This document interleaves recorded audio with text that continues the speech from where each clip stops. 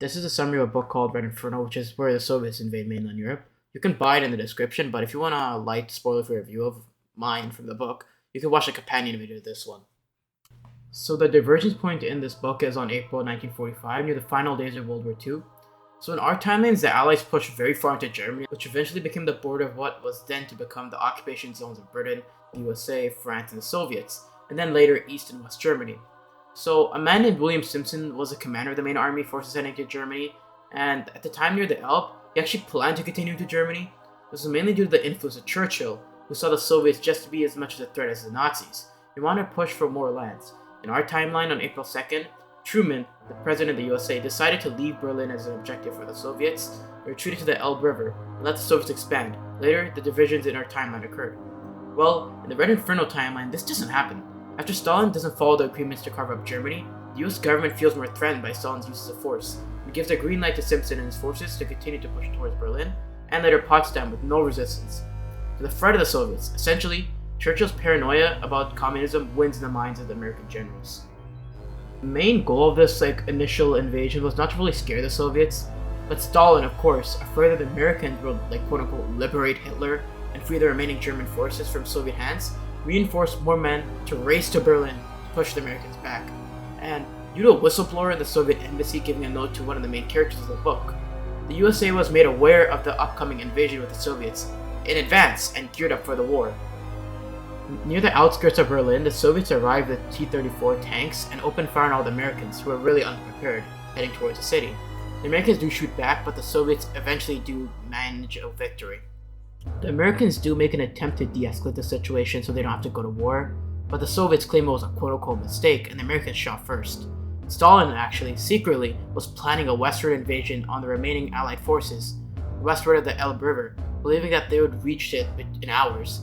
The Soviets tried to take many Allied men hostage and now want a new treaty to prevent any war, and consider their previous Yalta conference in our timeline to divide Germany invalid. This treaty would start with the Allies moving out of Berlin and out of all of Germany. In our timeline, we had 4 occupation zones, but here, the Soviets wanted all the other countries to leave and to only occupy the Rhineland and areas outside of Switzerland, and to leave Austria fully to the Soviets, threatening further attacks if these quotas are not met. Meanwhile, the Russians formally began their invasion of the Allies, named Red Inferno, which is essentially a simplified version of the German strategy of Blitzkrieg. They would quickly push through Germany and deprive the Allies of any sort of resources or reinforcements to quickly take them out. Seeing the wretched to the west, the remaining German government, headed by Albert Speer and Karl Donitz, specifically meets in London with the Allies to conditionally surrender.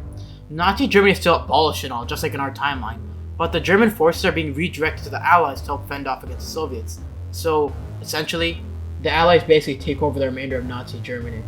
The Germans and Speer vow to erase Nazism and still pay for their crimes after the war, but this will have to be postponed. This is mainly because the Allies and the Nazis fear the Russians way more. The Soviets managed to stir up a communist riot in Paris, where the communists attack the train lines, and they really just want the French to abdicate from the war, which would be in the Soviets' favor, claiming that if the French don't leave the war and prevent the rest of the Allies from going through France, the Soviets will also invade France and turn them into a puppet just like the rest of Germany and most of Eastern Europe.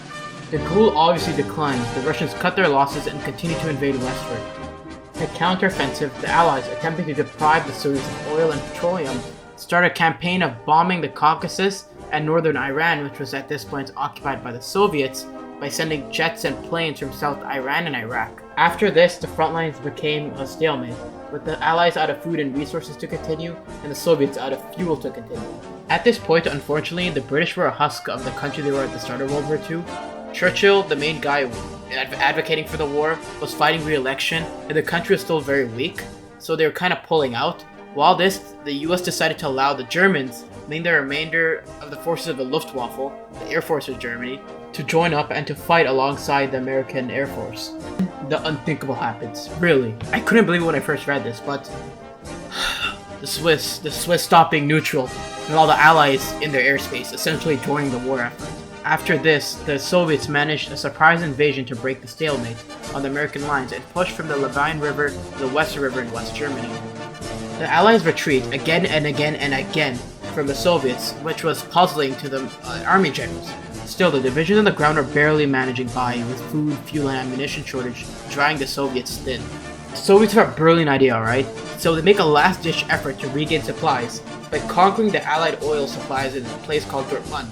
There are great rumors that the Allied supported Dortmund had all the resources that the Soviets needed to finish the push. If they managed to get that city, their failing invasion would turn around and would finally work in their favor. So they made a final effort to go westward and get to this damn city. When they got there, the Luftwaffe and German forces, which at this point were integrated into the US forces and under supervision, managed to beat them in the skies and the ground and basically decimated the Soviet airspace. But alas, they finally made it to the city, and upon opening the barrels, they found nothing but water and sand. They'd been duped and conned by the capitalist Americans. They'd wasted all their supplies and food to get here and hoped that they could turn around this war, and they can't now. They literally cannot. As a result, they were forced to fall back and assume a defensive position on East Germany to at least salvage whatever they had left.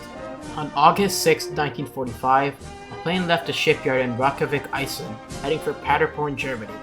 Due to information given by the OSS, a precursor to what we now call the CIA, this is where most of the high-ranking Russian generals and most of the Russian army were congregating. Originally dismissed as spy planes, one of the planes dropped a metal object on the city, which exploded to become a second sun. This was the first nuclear bomb, and had just been used in Germany. This destroyed most of the Russian tank and air force in the process, and it confirmed 30k dead, 80k wounded, and unknown dying of radiation sickness. After this, the Russian forces in all of Eastern Europe essentially collapsed. The remaining war generals were essentially shot to death. Luckily, the Allies managed to retake most of Germany and then push out to mainland Russia. Stalin was then assassinated by Beria, one of his advisors, and then a second nuke was dropped on Russia in an unknown location, and then a third one was dropped in Hiroshima, Japan. In a plea for mercy, the remaining Soviet government, headed by Beria, scared by the Americans' bluff to nuke Moscow and St. Petersburg, made an agreement to revert their borders back to how it was before the war even started. Japan then also unconditionally surrendered to the USA in fear of a nuclear attack, while Germany got a conditional surrender to all of the Allies due to their aid against the Soviets. After a while, by the end of the book in 1946, the Soviet Union was basically in a state of civil war. The Baltic states had broke apart and left, and the ethnic tension in the Union was at its highest. Most of Eastern Europe also declared war on the USSR after being liberated, alongside Armenia, Georgia, and Kazakhstan forming a temporary union to invade the Soviets. Germany is somehow still alive, but is essentially a nuclear hellhole, as 2 nukes had been dropped on or near their country, and the fallout mainly affected their country. America was the remaining sole superpower and the only nuclear power on the world stage. Look forward with hope as they wanted to rebuild Europe with the Marshall Plan. So after the main story, not much is said about the world or the exact treaties following at the end of the book, so I'm going to talk about my take on the borders of a post-war Europe. I don't think any of this is really realistic or what would have happened, but it's just an interesting take on the scenario. I did get some help from SpartanOdin for research on this topic, so if you were to check him out for this help, that would be great as well. Starting with Germany, the main loser of the war alongside the Soviet Union. First off, they lose a bunch of land, just like in our timeline, but not really as much because the Allies get to retake all of Germany and they get a conditional surrender. They mainly lose the Saarland to France and some northern territories to Denmark. The big kicker though was the splitting of the German country into 3 new countries, but not really how you expect it with the Morgenthau plan in our timeline. All the exclaves that Germany had are given independence, these countries being Westphalia and East Prussia, with having distinct cultures alongside the cut-off territories of mainland Germany being given to Poland. This was to weaken Germany, but not to the extent of the Weimar Republic, so we get a repeat. Besides this, Italy, another loser of the war, loses Slovene minority/majority lands bordering Yugoslavia to a new Slovene state. Speaking of Yugoslavia, I'd expect them to not really be so hardline communist as they were in our timeline, since the main socialist country, the USSR, is currently caught fire and dying.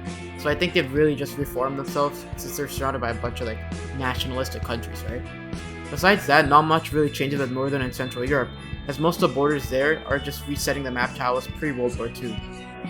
Speaking of the Soviet Union, as was mentioned at the end of the book, mostly everyone bordering them just ganged up on them on a war on the entire country. I'd expect Finland to also be taking part in this, but to only regain border territories and not to push further. Alongside this, Romania and Poland also retake border territories, alongside the Baltic states joining up with them, and invade and start insurrections in modern-day Belarus, Ukraine, and Crimea. There's also a mentioned rebellion in the Caucasus and Central Asia, which I assume would fight the Soviet Union over the exclaves to the south. And that's basically it for this video. I also had a review of the book if you want to check that out in a separate video. Special thanks to Pumpkin and SpartanOdin for helping me with parts of the video of like scripting and stuff like that. I couldn't have really made it without their help. The next video I'm going to be working on is like an essay that's going to be like 30 minutes and 2 parts, so an hour overall. So it's going to be a while before I upload again because I really want to like make sure this looks good. But I'll keep constant updates if you want to join my Discord server in the description.